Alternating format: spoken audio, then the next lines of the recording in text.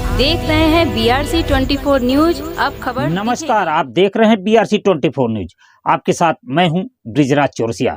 उत्तर प्रदेश में जौनपुर जिले के मड़ियाहू नगर से बड़ी खबर आ रही है। आइए देखते हैं BRC 24 न्यूज ब्यूरो कार्यालय से यह रिपोर्ट। पाकिस्तान के आतंकवाद का मुंहतोड़ जवाब देने के लिए तैयार है। भारतीय सेना ने हमारे देश में का कहीं भी ये संदेश नहीं है कि हमें घबराना चाहिए। भारत के सरहद पार सरकार द्वारा चलाई जा रही ऑपरेशन सिंदूर के तहत आतंकवादी ठिकानों पर गोलाबारी से जंग शुरू हो जाने पर पूरे देश में नागरिकों की सुरक्षा के लिए मार्क डील यानी सेल्फ डिफेंस का कार्यक्रम चलाया जा रहा है, जिसमें उत्तर प्रदेश में जौनपुर जिले के मड़ियाहू PG कॉलेज के प्रांगण में प्राचार्य कैप्टन सुरेश पाठक के द्वारा आयोजित NCC कैडेट के बीच तहसील प्रशासन ने पहुंचकर आतंकवाद से लड़ने एवं भारत की सुरक्षा में खड़े रहने के लिए जागरूक किया। आतंकवाद से लड़ने की और जंग के दौरान हम कैसे सुरक्षित रहे, इस बात की जानकारी अधिकारियों ने क्या दिया, यह सुनते हैं। क्षेत्राधिकारी मड़ियाहू महिला PG कॉलेज के होस्ट और इस कार्यक्रम के होस्ट इस विद्यालय के प्रधानाचार्य श्री SK पाठक सर, मंच पर उपस्थित हमारे एग्जीक्यूटिव मजिस्ट्रेट्स तहसीलदार साहब, नायब साहब, सभी थानेदार, अन्य विभाग जैसे स्वास्थ्य विभाग से आगे डॉक्टर साहब, हमारे अग्नि विभाग से जुड़ने वाले लोग, हमारे NCC के टॉप पत्रकार बंधुगण, छात्र छात्राएं एवं अन्य सम्मानित जनों का मैं सभी का इस सिविल मॉक ड्रिल में स्वागत करता हूँ। आज की इस मॉक ड्रिल की जो बैकग्राउंड है वो आप सभी के जहन में होगा कि अभी हाल ही में पहलगाम आतंकी हमला हुआ था। उसके बाद गृह मंत्रालय ने सिविल डिफेंस एक्ट के तहत इस मॉक ड्रिल का आयोजन करने का सभी 244 जिलों में एक नोटिस जारी किया और उसके साथ साथ इस जिले में भी हम जिलाधिकारी महोदय और वरिष्ठ पुलिस अधीक्षक महोदय के लीडरशिप में इस मॉक ड्रिल को करवा रहे हैं। ये मॉक ड्रिल जो एक सिविल डिफेंस के रूप में हम देख रहे हैं, डिफेंस अगर हम इस तरह से देखें तो दो तरह की है। एक जो हमारे बॉर्डर में है, जो हमारी टेरिटोरियल बॉर्डर है, वहाँ पे रक्षा हमारी आर्मी, हमारे आर्म फोर्सेस करते हैं। उसके साथ साथ जो हमारे आम नागरिक हैं उनकी प्रोटेक्शन के लिए एक सिविल डिफेंस वॉलंटियर तैयार करने के लिए कि एक इमरजेंसी कंटिजेंसी सिचुएशन में हमारा क्या रिस्पॉन्स हो और हमारी क्या तैयारियां हो, इस संबंध में ये मॉक ड्रिल का आयोजन हम लोग आपकी सुरक्षा के लिए एक मॉक ड्रिल का कार्यक्रम इस विद्यालय में रखा गया है और उसी के परिदृश्य में आपको जागरूक करने के लिए, आपके माध्यम से समाज को संदेश देने के लिए हम सभी यहाँ एकत्र हुए हैं।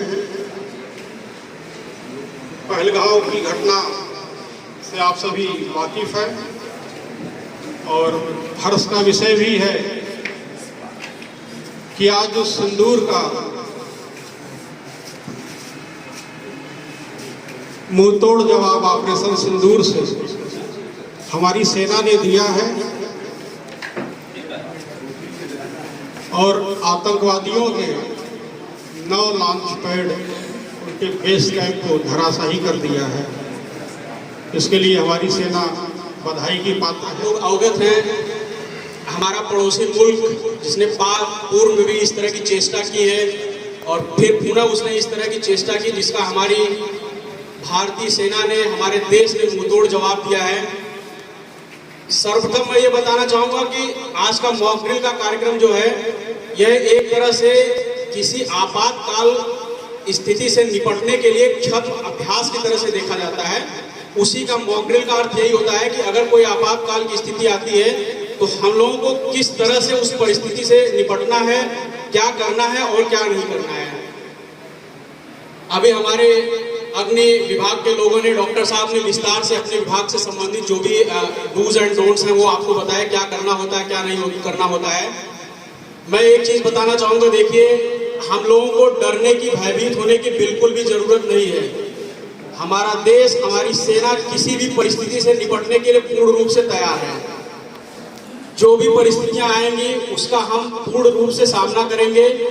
एक सिविल नागरिक के रूप में हमारा ये दायित्व है, चाहे हमारे एनसीसी के साथी हैं या एनएसएस के साथी हैं, हमारी पुलिस फोर्स है, कि जो हमारी आंतरिक सुरक्षा है, अपने लोगों की सुरक्षा हम कैसे करेंगे अगर कोई आपातकालीन स्थिति आती है। तो मॉक ड्रिल में जो आपदा की स्थिति होती है, उसमें आपातकाल की स्थिति होती है, उसमें कुल 18 विभाग होते हैं जो आपस में समन्वय स्थापित करते हुए एक रूपरेखा बनाते हैं। 4-5 मुख्य रूप से बातें बताई जाती हैं कि जो सर्वप्रथम होता है कि किसी भी तरह की अगर एयर स्ट्राइक होती है तो उसके लिए एक सायरन से पूर्व उसके संदेश प्रेषित किया जाता है कि इसकी संभावना बन रही है। और हम सभी या सभी नागरिक, देखिए, जब युद्ध की स्थिति उत्पन्न होती है तो जो भी विरोधी आपका दुश्मन देश होता है वो उसका प्रयास ये रहता है कि जो हमारे यहाँ की संचार व्यवस्था है, कम्युनिकेशन लाइन से पहले उसको डैमेज कर दिया जाए, वहाँ के लोगों को लक्ष्य बनाया जाए, ज़्यादा से ज़्यादा हॉस्पिटल और जो विद्यालय होते हैं, इस तरह के जो संरचनाएं होती हैं उनको लक्ष्य बनाने का उनका रहता है कि ज़्यादा से अधिक नुकसान करके एक मानसिक और आर्थिक नुकसान पहुंचाया जाए देश को। पाकिस्तान के आतंकवाद का मुंहतोड़ जवाब देने के लिए तैयार है।